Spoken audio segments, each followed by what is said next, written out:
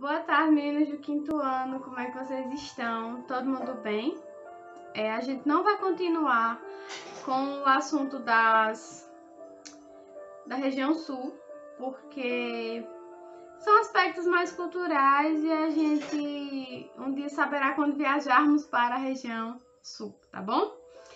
Hoje a gente vai começar a falar de cidade, município, urbano e tudo mais, que são coisas que a gente não vê. Primeiro, tia vai colocar com vocês o que você vai falar que hoje vai conseguir, vocês vão conseguir fazer as atividades, tá? Tia vai querer dizer primeiro que essas cidades, esses urbanos, essas metrópoles, elas são formadas por pessoas, certo? E essas pessoas, elas são de diferentes culturas, elas são de diferentes etnias, elas são de diferentes povos, como o Brasil é um lugar muito diversificado, mas que ao mesmo tempo somos todos brasileiros, um de classes mais altas e outros de classes mais baixas. Antigamente, o Brasil, até os anos de 1950, 1960, o Brasil era mais rural do que urbano, ou seja, moravam muito mais pessoas no campo, nos sítios, nas fazendas, do que propriamente na cidade.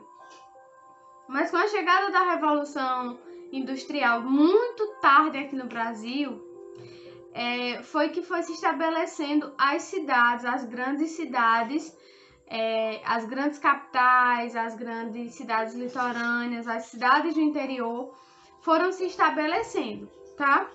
Então, muita gente morava em um lugar, como por exemplo, os que moravam no Nordeste, viviam da subsistência, das agriculturas e tudo mais, foi obrigado a migrar para o Sudeste, para o Sul, para o Centro-Oeste.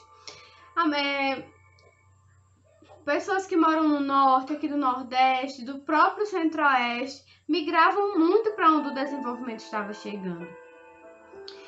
E muita gente em busca principalmente de melhor infraestrutura. Então, o que aconteceu? Se está indo muita gente para a cidade vai encher de gente, a cidade vai ficar um caos. E essa superpopulação das cidades que não estavam preparadas para aquela quantidade de gente que ia chegar, então foi causando problemas. Então, na página 209, diz o seguinte: o Brasil é um dos países mais populosos do mundo. Estatisticamente, nasce um bebê a cada minuto. Olha, tia falou 3 minutos, então já nasceram 3 bebês. É muito bebê, muito bebê. Para saber quantas pessoas existem em um país, deve acontecer um recenseamento, que é a contagem oficial das pessoas que vivem em um lugar. Ou seja, de 10 em 10 anos aqui no Brasil tem um recenseamento feito pelo IBGE, que vai dizer quantas pessoas tem na população brasileira, quantas pessoas formam essa população brasileira.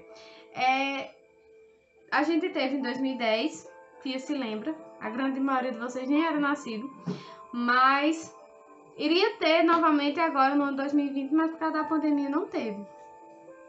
E quem faz esse recenseamento no Brasil é o IBGE, que é o Instituto Brasileiro de Geografia e Estatística, que conta essas pessoas. O crescimento populacional traz consigo vários problemas de origem social, ambiental e econômica, como, por exemplo, a poluição, os engarrafamentos, a violência, o desemprego, a desigualdade social, os locais inadequados para a habitação, a saúde, a educação pública e a infraestrutura deficientes. Ou seja, se uma cidade ela estava lá com pouquíssimos habitantes, bem pouquinha gente, um gato pingado aqui, um gato pingado acolá, aí do nada começa a chegar um monte de gente. O prefeito, as pessoas que vivem na cidade, os poderes executivo, legislativo, eles não têm como, principalmente o executivo, eles não pensam em uma política na hora de vamos organizar a cidade para todo mundo que está chegando. Eles só conseguem enxergar o quão tá bagunçado quando começa a ter esses problemas de poluição, de engarrafamento. Quando vê que tem muita gente e tem muita gente morando em lugar errado. Aí quando começam os conjuntos habitacionais, os lugares de moradias que são destinados a essas pessoas que estão deixando a cidade superlotada. Vão começando a ter outros centros, tudo isso para abranger toda essa população. Todos esses problemas estão interligados, ou seja, todos esses problemas acontecem porque tem gente demais numa cidade que não tem estrutura para ter aquela ruma de gente. Então, estão interligados por isso.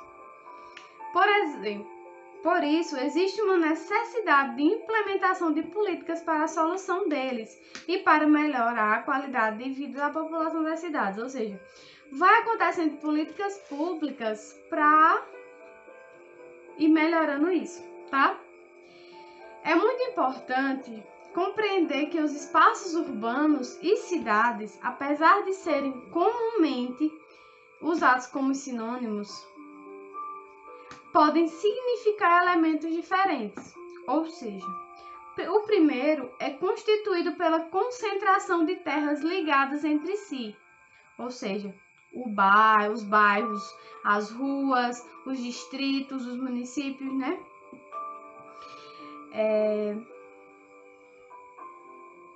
Que diz respeito ao lazer, ao comércio e às áreas industriais e residenciais. Lembra que Tia falou com vocês que toda cidade tem uma área de comércio, uma área de lazer, um lugar histórico, industrial e residencial? Então, esses lugares eles vão servir para constituir um espaço urbano. Se não tiver tudo isso, não é um espaço urbano. Pode ser uma vila, pode ser uma coisa assim, mas não é um espaço urbano. Por exemplo, a gente chega num pequeno povoado, mas ele não tem lazer, não tem um residencial, não tem um industrial, não tem uma área de comércio. O comércio pode até ter, mas outras coisas não tem, então não é um espaço urbano. Já a cidade é uma área com grande crescimento populacional, que deve ser estabelecida com base no direito de todos, isto é, no direito à cidade. Com isso, cria-se uma associação entre espaços urbanos e cidade, uma vez que o cidadão precisa desfrutar de moradia, saúde, trabalho, educação e segurança para ter acesso aos bens públicos e, portanto, viver com dignidade. Ou seja, a cidade ela vai ser um canto que a população vai crescer. Então, a população está em constante movimento. Se ela está em constante movimento, ela está movimentando a cidade, que vai precisar das coisas que o ambiente urbano, o espaço urbano vai ter. Então, a cidade, digamos que é a parte viva do espaço urbano. Então, uma vai depender da outra. A cidade ela está sempre crescendo, a população está sempre crescendo, então a cidade vai precisar do espaço urbano, mas eles não são a mesma coisa, mas um é dependente do outro, tá? E essas cidades são espaços, esses espaços urbanos. Mas o que é espaço? Espaço, ele vai ser o conjunto que não se separa de objetos e ações. Eita, tia, como assim objetos e ações? Como é que tia vai dizer? A casa da gente, a rua, o asfalto, o parquinho, o asfalto, o prédio, tudo que a gente tem na cidade são objetos que não são vivos. E as ações são feitas por nós humanos. Então, os objetos e ações. Então, se uma pessoa pega um espaço e ela não faz mais mudanças, ela não constrói casas novas, elas não estão ali mudando, então ela não está fazendo e produzindo espaço. O espaço ali está quietinho, está acabadinho, apagadinho. O espaço ele vai estar sempre se movimentando. Por exemplo, às vezes você passa numa rua hoje e tem um terreno lá. É um espaço. mas ele nem tem objetos, nem tem ações. Mas vem uma pessoa e compra aquele terreno, ali já é uma ação, e constrói um objeto. Então, o espaço ele vai ser essa junção, ele não se separa. Vai ter que ter objetos e ações que são feitas pelos seres humanos, tá? As transformações dos espaços. Com o decorrer do tempo, os espaços humanos sofrem transformações. Existem espaços que mudam sem parar, enquanto outros parecem que nunca foram tocados pela ação do tempo.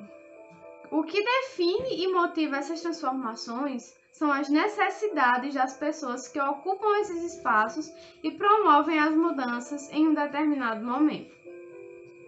Nos espaços mais urbanizados, onde há um fluxo mais diverso de ideias e pessoas, essas mudanças acontecem em um ritmo mais acelerado do que em espaços que são mais ligados à tranquilidade.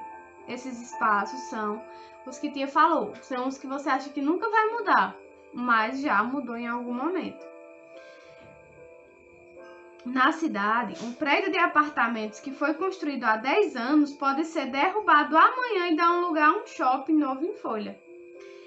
Já no campo, um velho casarão do século XIX pode estar com as mesmas telhas de quando foi construído.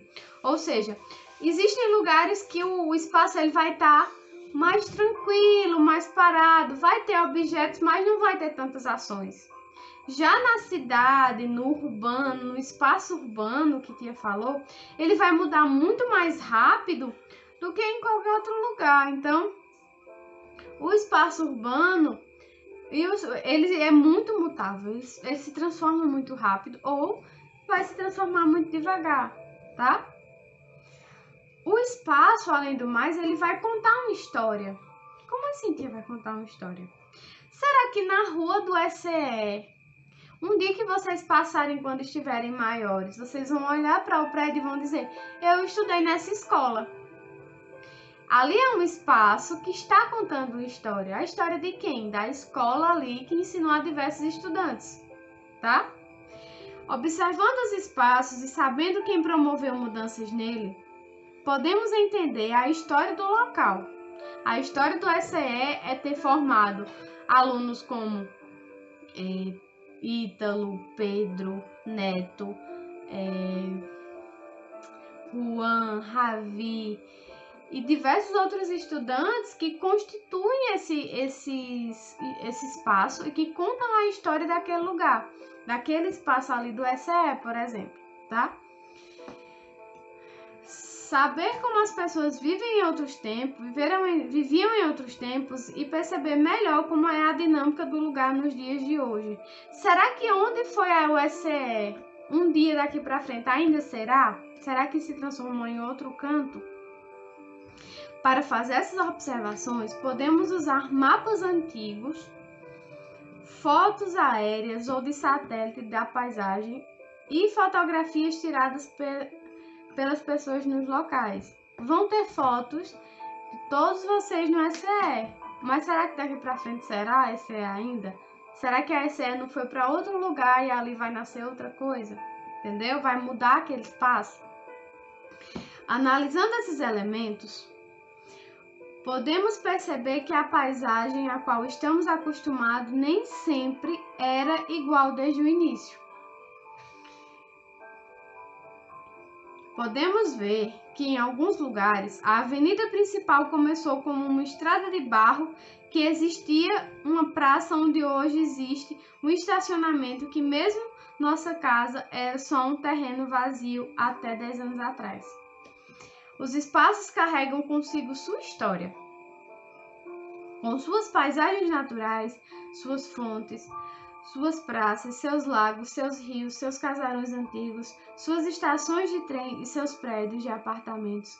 Portanto, antes de nos empolgarmos com a construção de uma nova loja de departamento ou de um novo cinema, devemos nos perguntar: o que vai sair para dar lugar a essas novas obras? Ou seja, Às vezes a gente vai construir uma coisa tão grande e não olha o que existia ali naquele local antes de você fazer aquilo. Então, é necessário ver o que aquele lugar já foi importante, aquele espaço já foi importante para alguns, mas que vai ser para outras pessoas agora. É preciso olhar o que aconteceu naquele espaço antes.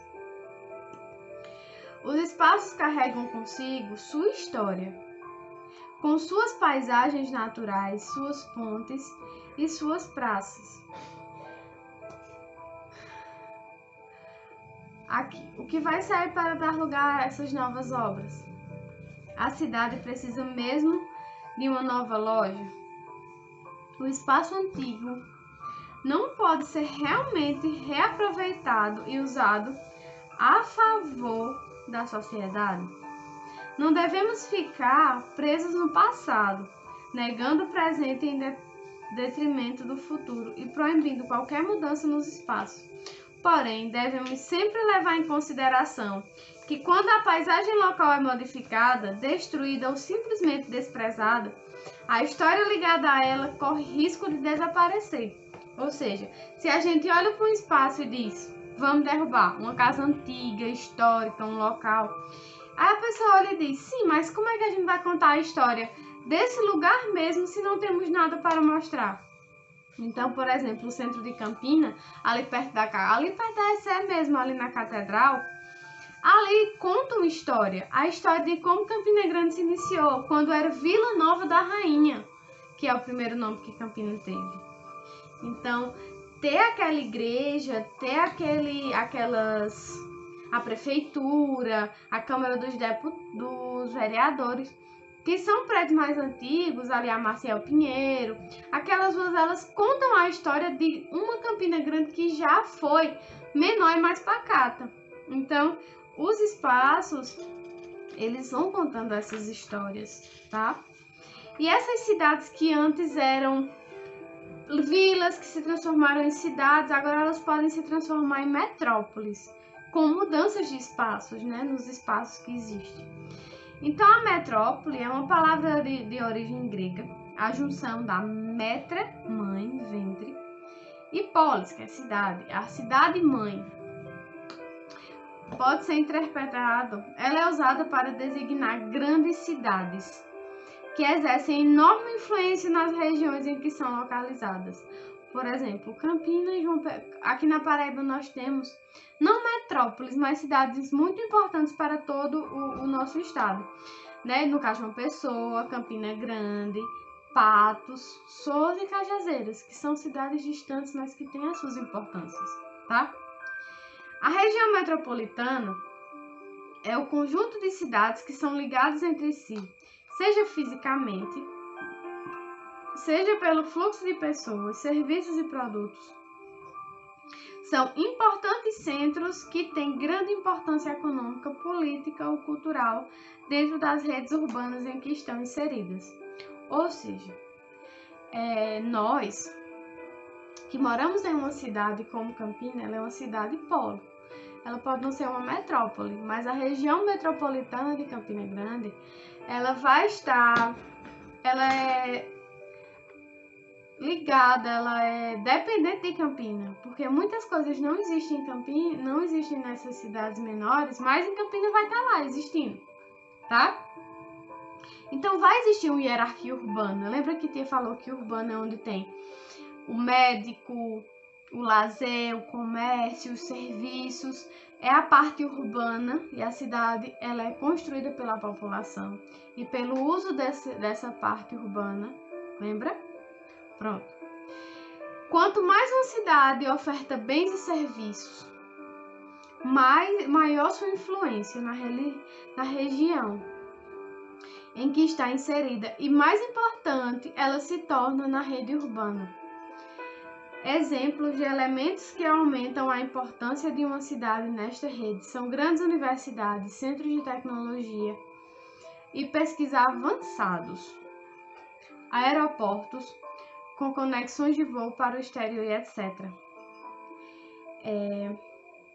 As cidades mais influentes, ela é aquela que tem mais recursos. Então, Campina ela é influente até para a cidade de Tia Duda, que é no interior. porque ela tem diversas coisas que aqui não existem. Então, é muito importante. Campina é uma cidade muito, muito importante que não para de crescer, de se desenvolver.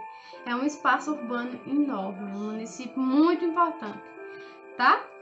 Neste conjunto de cidades que formam a rede urbana, estão as cidades que se tornaram os centros mais importantes do país, graças à sua dominação na circulação de pessoas, dinheiro, negócios e produtos diversos.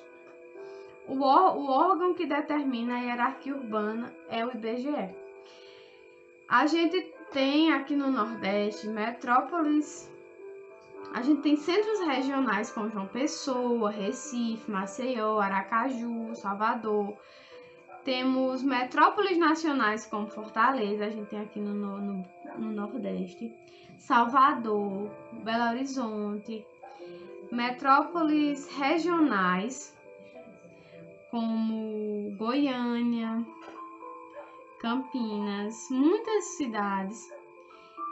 E temos duas metrópoles globais no nosso país, que é Rio de Janeiro e São Paulo, que elas são importantes para o mundo, não só para o Brasil. Então, as metrópoles, elas são cidades muito importantes que possuem influência enorme sobre muitas outras que estão interligadas, tá?